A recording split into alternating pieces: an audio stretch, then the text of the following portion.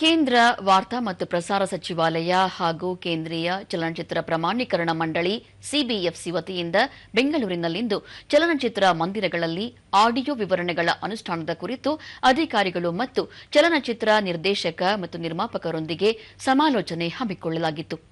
ಕಾರ್ಯಕ್ರಮದಲ್ಲಿ ಕೇಂದ್ರೀಯ ಚಲನಚಿತ್ರ ಪ್ರಮಾಣೀಕರಣ ಮಂಡಳಿ ಪ್ರಾದೇಶಿಕ ಅಧಿಕಾರಿ ಯಶವಂತ ಶಹನಾಯ್, ಪ್ರಾದೇಶಿಕ ಪ್ರಮಾಣೀಕರಣ ಅಧಿಕಾರಿ ಕೆಎಸ್ ಶ್ರೇಯಶ್, ಸಮರ್ಥನಂ ಟ್ರಸ್ಟ್ನ ಮುಖ್ಯಸ್ಥ ಕೆಜಿ ಮಹಾಂತೇಶ್, ವಕೀಲರಾದ ಅವಿನಾಶ್ ಕುಮಾರ್ ಸಿನ್ಹಾ, ಅಂತಾರಾಷ್ಟೀಯ ಕ್ರೀಡಾಪಟು ಉಮೇಶ್ ಮತ್ತಿತರರು ಉಪಸ್ಥಿತರಿದ್ದರು. ಈ ವೇಳೆ ಕೆಜಿ ಮಹಾಂತೇಶ್ ವಿಕಲಚೇತನರು ಮತ್ತು ದಿವ್ಯಾಂಗರನ್ನು ಸಿನಿಮಾಗಳಿಂದ ಹೊರಗಿಡುವುದು ಸಂಸ್ಕೃತಿಯಿಂದ ಹೊರಗಿಟ್ಟಂತೆ ಸರ್ಕಾರ ಮತ್ತು ಸಚಿವಾಲಯ ಈ ಕೊರತೆಯನ್ನು ನೀಗಿಸಲು ಮುಂದಾಗಿರುವುದು ಸಂತಸದ ಸಂಗತಿ ಎಂದರು.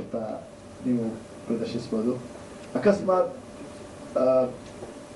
ಸ್ವಲ್ಪ ಈಸಿಯಾಗಿ ತಗೊಂಡು ನಾಳೆ ಇಷ್ಟೆಲ್ಲ ಕಷ್ಟಪಟ್ಟು ನೀವು ಪ್ರೊಡಕ್ಷನ್ ಮಾಡಿ ನಿರ್ದೇಶನ ಮಾಡಿ ಸಾಕಷ್ಟು ಬಂಡವಾಳ ಕೊಡಿ ಎಲ್ಲ ಮಾಡಿ ADCC ಕಂಪ್ಲೇಂಟ್ ಆಗಿಲ್ಲ ಅಂದ್ರೆ ಸರ್ಟಿಫಿಕೇಟ್ ಸಿಕ್ಕಲಿಲ್ಲ ಅಂದ್ರೆ ಬಹಳ ನೋವಾಯಿತು.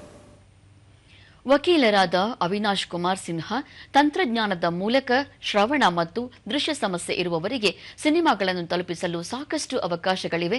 ಸರ್ಕಾರ ಮತ್ತು ಚಲನಚಿತ್ರ ಪ್ರಮಾಣೀಕರಣ ಮಂಡಳಿ ಈ ಕೆಲಸ ಮಾಡುತ್ತಿರುವುದು ಸ್ವಾಗತಾರ್ಹ ಕ್ರಮ ಎಂದು ತಿಳಿಸಿದರು.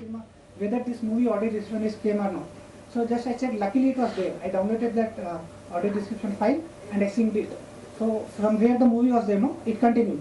So I was enjoying, and my family members they also was enjoying in their part, and I was enjoying my part.